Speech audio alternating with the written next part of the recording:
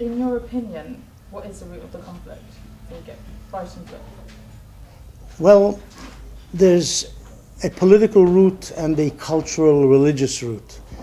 Politically, there are two peoples, the Palestinians, who became a people gradually after the 1920s, and the Jewish people, which is an old people who regard the land of Israel-Palestine as theirs.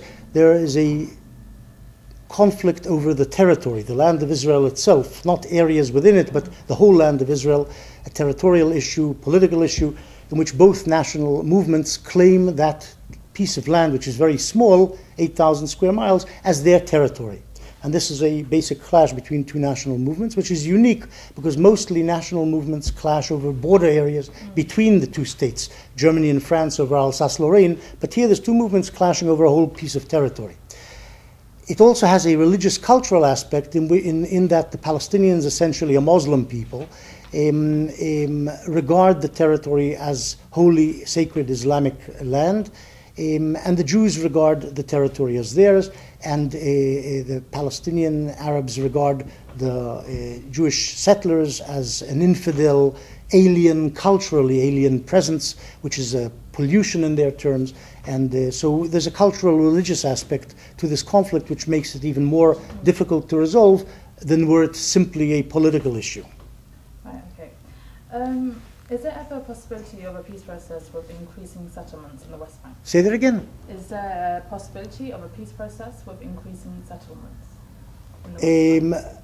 Yes, look, Israel and the Palestinians negotiated peace. They didn't reach a settlement, but they negotiated peace in stages of a settlement in the 1990s while Israel was building settlements and expanding settlements. I don't say that the building of the settlements is good for the peace process. It's bad for the peace process. It's an obstacle to peacemaking. It's psychologically devastating in terms of the Palestinians, but that doesn't completely negate the possibility of peacemaking. But I still think that the main problem isn't Israeli settlements or the building of them, because after all, Israel uprooted the settlements it had in the Gaza Strip. When it wanted to withdraw from the Gaza Strip, it just did. And they could uproot equally settlements in the West Bank. This isn't the key problem. The key problem is that the Palestinians want all of Palestine for themselves. Both the Fatah and the Hamas believe that all of Palestine should be theirs, no part of it should belong to the Jews, and therefore reject a two-state settlement. And this is the key issue and the key problem in resolving the conflict. Right, okay.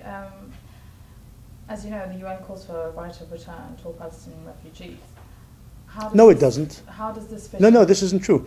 The UN in 1948, in December, passed a resolution, the UN General Assembly,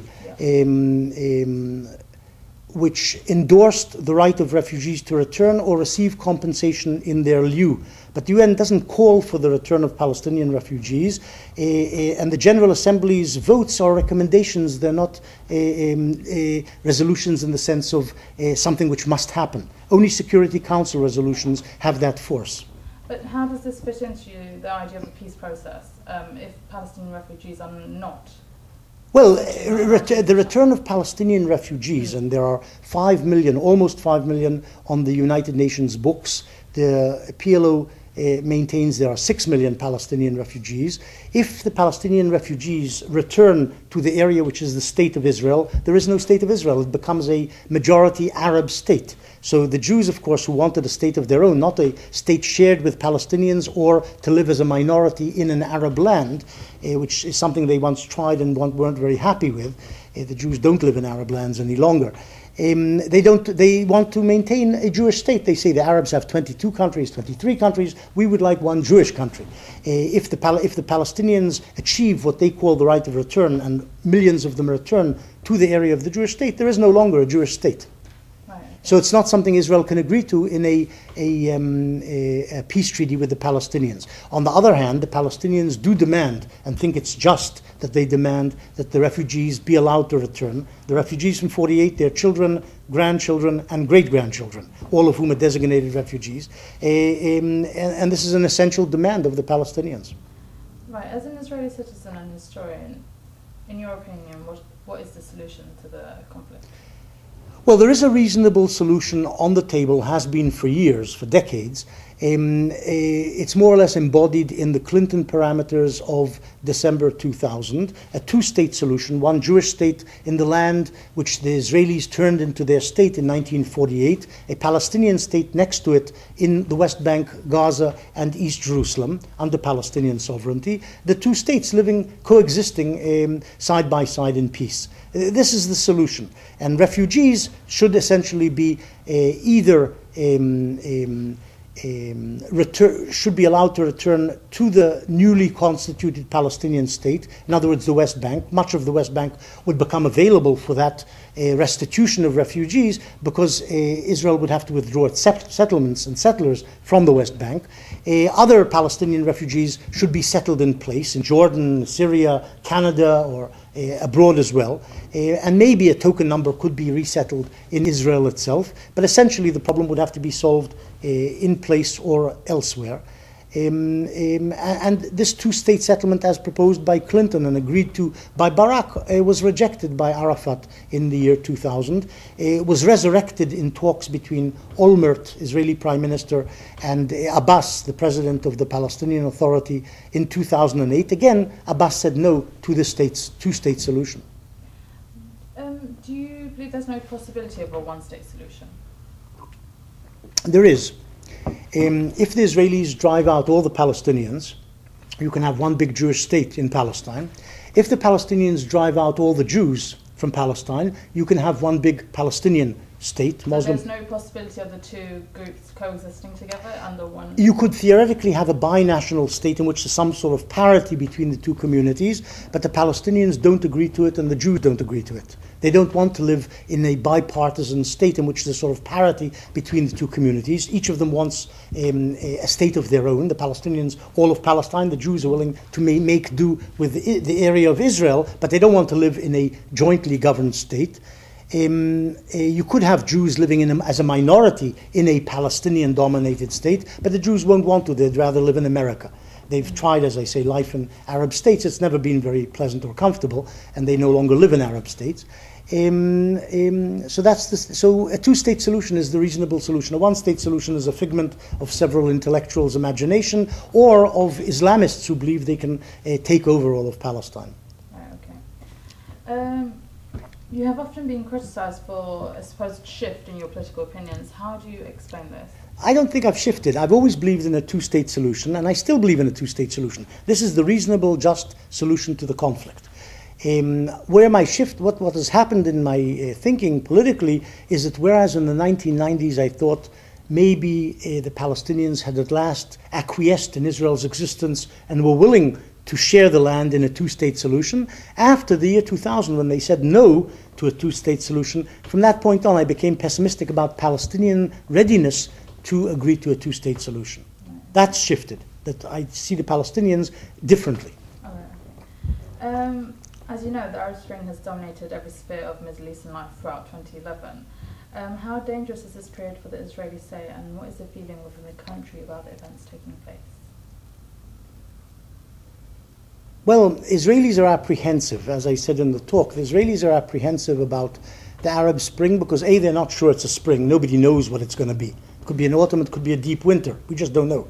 There's been a lot of enthusiasm. The crowds in the streets in Tahrir Square and other places appear very well motivated, looking towards democracy and so on, but they may not really represent the masses of Egypt or even Tunisia or other places.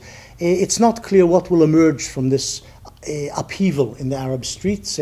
So far, the worst dictatorships seem to hold out very well. In Iran, they've held up very well. In Syria and in Libya, they seem to be holding up. The weaker dictatorships have fallen.